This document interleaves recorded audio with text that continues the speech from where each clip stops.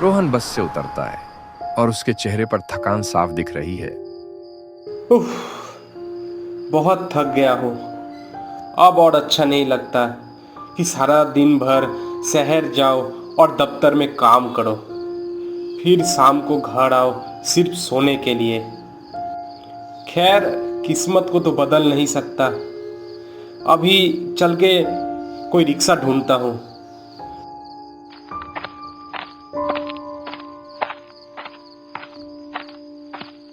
रोहन आलमपुर गांव में रहने वाला एक लड़का है। वह शहर के एक अखबार के दफ्तर में काम करता है।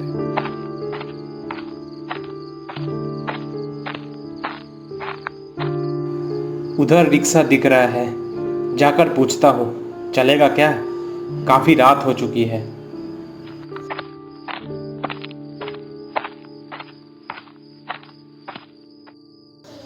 ओ दादा, कोठी बागान चलोगे? दोनों रिक्शा वाले एक दूसरे को अजीब नजरों से देखते हैं। हाँ चलो, लेकिन किराया 30 रुपए लगेगा। हाँ हाँ चलो, पैसे की चिंता मत करो आप।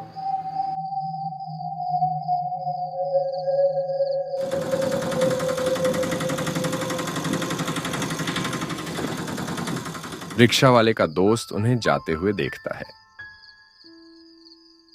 रोहन रिक्शे में बैठकर कोठी बागान की ओर निकल पड़ता है।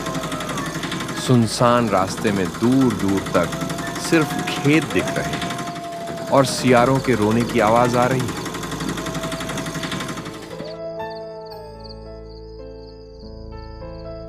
10 रुपए दर्जन मोमो, आइए आइए और खा के जाइए और लेके भी जाइए। 10 रुपए चाचा, ये यहीं रुक जाओ। मुझे यहीं उतरना है। दर्जन मोमो, आइए आइए और खा के रोहन रिक्शे से उतरकर किराया देता है 10 रुपए दर्जन मोमो। और उस मोमो के ठेले को गौर से देखता है। 10 रुपए दर्जन मोमो, आइए आइए। अरे, आज से पहले तो यहाँ कभी ये मोमो का ठेला नहीं देखा। खैर, जो भी हो, बरसों हो गए मोमो ना खाते हुए। आज चक्कर देखता हूँ। 10 रुपए दर्जन मोमो। रोहन मोमो के ठेले की तरफ कदम खा बढ़ाता के है। जाइए और लेके भी जाइए। मोमो वाला चेहरे से काफी गंभीर है और उसकी उम्र लगभग 55 से 60 साल होगी। 10 रुपए दर्जन मोमो, आइए आइए। बेटा, क्या मोमो चाहिए? लगाऊं एक प्लेट? 10 रुपए दर्जन। इतना सस्ता, सिर्फ 10 रुपए में? चाचा, पैक कर दो, मैं इसे घर जाकर खाऊंगा। 10 रुपए दर्जन। ठीक है बेटा, जैसी तुम्हारी मर्जी, लेकिन इसमें मांस है। कोई दिक्कत नहीं चाचा, मैं मांस खाता हूँ। आप बस पैक कर दो। 10 रुपए दर्जन मोमो, आइए आइए और खा के जाइए और लेके भी जाइए।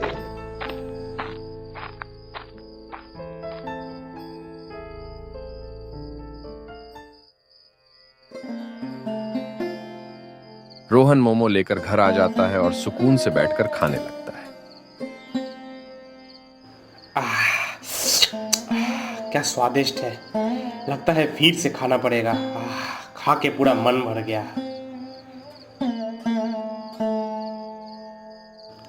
अब सोने चलता हूँ।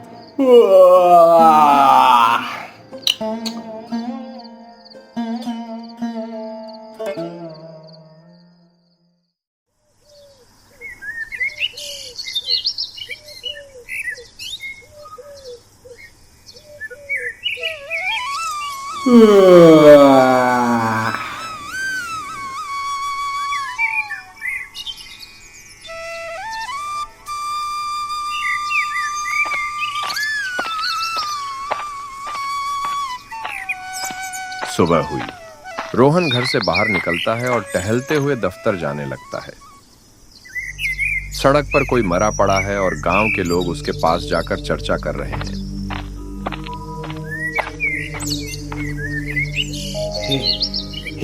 हे भगवान, ये क्या देख लिया? आखिर इस इंसान को किसने मारा और इसके पैर यहाँ से गायब क्यों है? ये कौन सी आपदा आ पड़ी गांव में? रोहन को दफ्तर के लिए देर हो रही थी, इसलिए वह वहां से निकलकर शहर में अपने दफ्तर निकल पड़ा।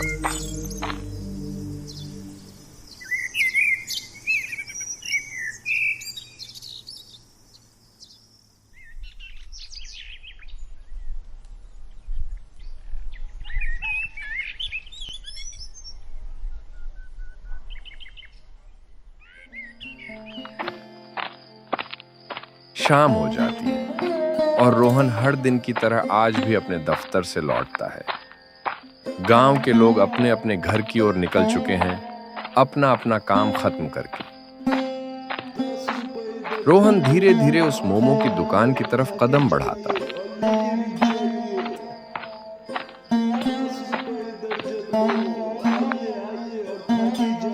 चाचा, कल का मोमो काफी स्वादिष्ट था। ऐसा मोमो पहले कभी नहीं खाया। कुछ अलग तरीके का मांस था उसमें। खैर चाचा, ये दुकान आप यहाँ कब से लगा रहे हो? पिछले हफ्ते से, लेकिन इस गांव में पिछले 2 दिन से बेच रहा हूँ, क्योंकि इस गांव से मेरा पुराना रिश्ता है। सही है। मेरा आज भी आपका मोमो खाने का बहुत मन था, लेकिन आज शनिवार है, इसीलिए नहीं खा सकता। कोई बात नहीं बेटा, जब मन करे तब खाना। चाचा, लगता है गांव में कोई अनजान आदमी घुस आया है या फिर कोई जंगली जानवर। आज सुबह उस तरफ किसी इंसान की लाश पड़ी हुई थी और उसका एक पैर गायब भी था। इससे मैं काफ़ी डरा हुआ हूँ और आपको भी सावधान करता हूँ। एक डंडा भी अपने साथ रखो ताकि उस अनजान जीव से आप खुद की भी रक्षा कर सको, या फिर दुकान जल्दी बंद कर दिया करो। मुझे सावधान करने के लिए तुम्हारा तहे दिल से धन्यवाद, लेकिन तुम चिंता मत करो बेटा, मेरा कुछ नहीं होगा। मैं खुद की रक्षा कर लूंगा। तब तो ठीक है। खैर, मैं घर जा रहा हूँ। अगर कोई दिक्कत हो तो वो मेरा घर है, वो जो वहाँ दिख रहा है। आप मुझे बुला सकते हो। धन्यवाद बेटा, तुम एक अच्छे इंसान हो। तुम्हारा बहुत बहुत शुक्रिया। रोहन वहां से अपने घर की ओर चला जाता है। खा के जाइए और लेके भी जाइए।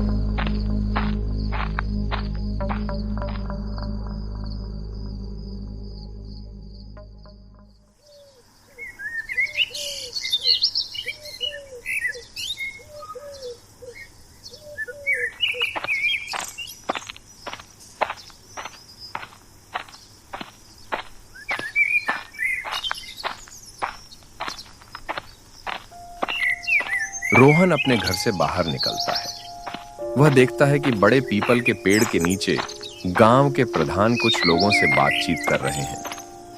मामला काफी गंभीर है। रोहन उनके पास जाता है।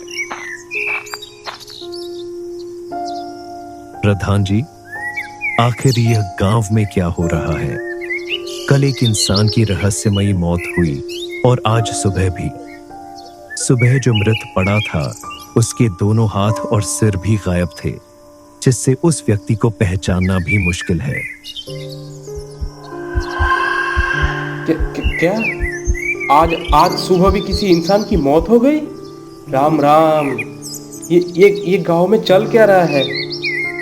हाँ, और इसी विषय में आज की चर्चा है।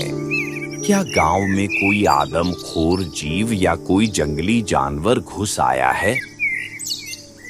मुझे लगता है कोई जंगली जानवर या आदमखोर बाघ आया है। नहीं मनीष चाचा, मेरे ख्याल से ये कोई बाघ नहीं हो सकता। बाघ अगर शिकार करता तो पूरा खाता। ये जरूर किसी रहस्यमय जीव का काम है या किसी इंसान का। क्यों रोहन बेटा, ऐसा क्यों नहीं हो सकता? कोई कारण? देखिए ना चाचा, जो भी मरा है उसका कोई ना कोई अंग गायब है।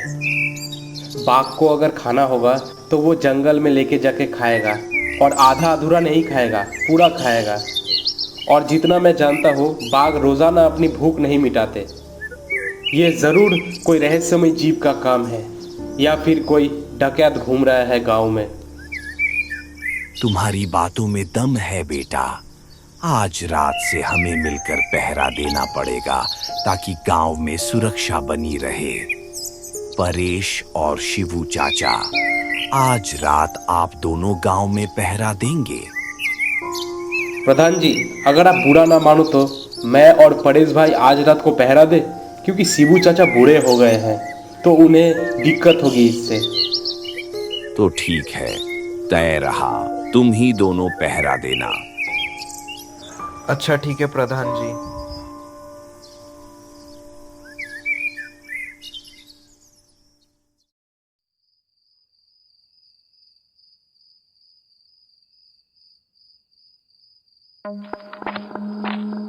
रात होते ही रोहन और उसका साथी परेश पहरा देने निकलते हैं। रास्ते वीरान हैं। खेतों और पास के जंगलों से उल्लुओं और सियारों की डरावनी आवाजें आ रही हैं।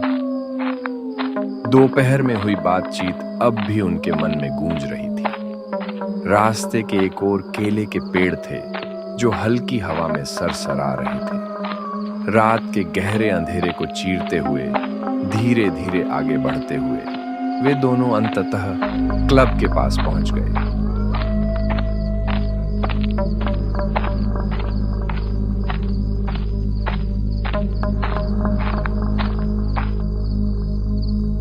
तब परेश ने धीमी आवाज में कहा, क्या लगता है रोहन भाई, क्या सच में कोई जंगली जानवर है या हम बस ऐसे ही भटक रहे हैं? क्या पता, चलकर देखना पड़ेगा। जाके तो पता चलिए ना जाएगा। आगे चलते हैं, देखते हैं किस जानवर से हमला होता है। हाँ चल।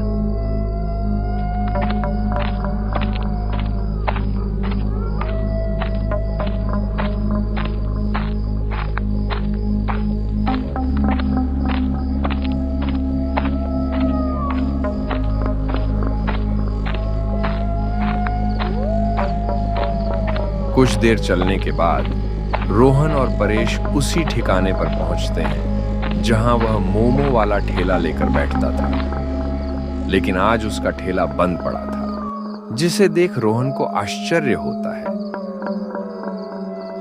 अरे आज ये मोमो वाले चाचा ने दुकान नहीं खोला क्या? कौन चाचा? कौन सा मोमो और कैसा ठेला? क्या बक रहा है तू? यहाँ तो कोई दुकान कभी नहीं लगती। अरे भाई, 2 दिन से यही मोमो का ठेला लगा था। एक दिन मैंने यहाँ से मोमो भी खाई थी, और इस वक्त उस चाचा का दुकान यहाँ खुला भी रहता था। अच्छा, ऐसा है क्या? दोनों के बीच बातचीत चल ही रही थी कि अचानक दूर से किसी के चीखने की आवाज आती है। रोहन और परेश चौकन्ने हो जाते हैं।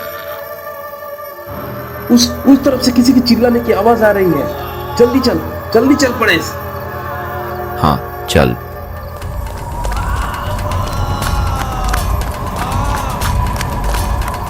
रोहन और परेश बिना देर किए उस आवाज की दिशा में भागते हैं। वहां पहुंचने के बाद उन्होंने जो देखा उसे देखकर उनके पैरों तले जमीन खिसक गई। वह बूढ़ा मोमो वाला एक इंसान की हत्या कर रहा था। वह अब पहले जैसा नहीं दिख रहा था। वह एक भयानक प्रेत बन चुका था और उसके शरीर के अंगों से खून बह रहा था। और तभी रोहन देर न करते हुए उसके हाथों में जो तीर था उसने वो बूढ़े मोमो वाले की तरफ फेंक दिया। चाचा चाचा मेरी बात सुनो, उस आदमी को छोड़ दो। हम आपकी बात मानेंगे, आप हम पे विश्वास रखो, हम आपकी बात मानेंगे। आपकी परेशानी हमें बताओ। मदद। जब मैं पड़ोसी गांव में ईमानदारी से अपना ठेला लगाता था, तब ये लोग मुझसे चिढ़ते थे। मेरा काम अच्छा चल रहा था और मेरी तरक्की इनसे हजम नहीं हुई। एक रात जब मैं अपनी दुकान बंद कर रहा था, तभी इन लोगों ने मुझ पर हमला कर दिया और मेरी हत्या कर दी। इन्होंने मेरे शरीर के टुकड़े टुकड़े करके पास के तालाब में फेंक दिए और इस गांव में आकर छिप गए। बताओ बताओ, इसमें मेरी क्या गलती थी?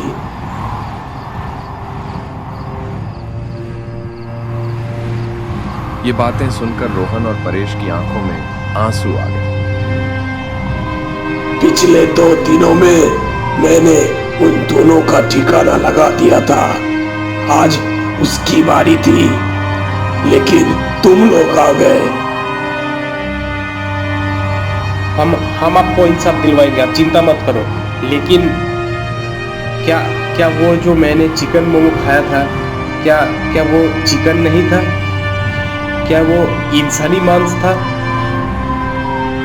हाँ।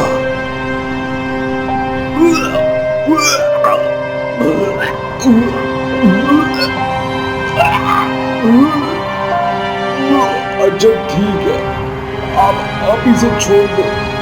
हम कल ही इस इंसान को कानून के हवाले करेंगे और आपको भी इंसाफ दिलवाएंगे। वह मोमो वाले की रूह एक हल्की सी मुस्कान देती है और देखते ही देखते हवा में गायब हो जाती है।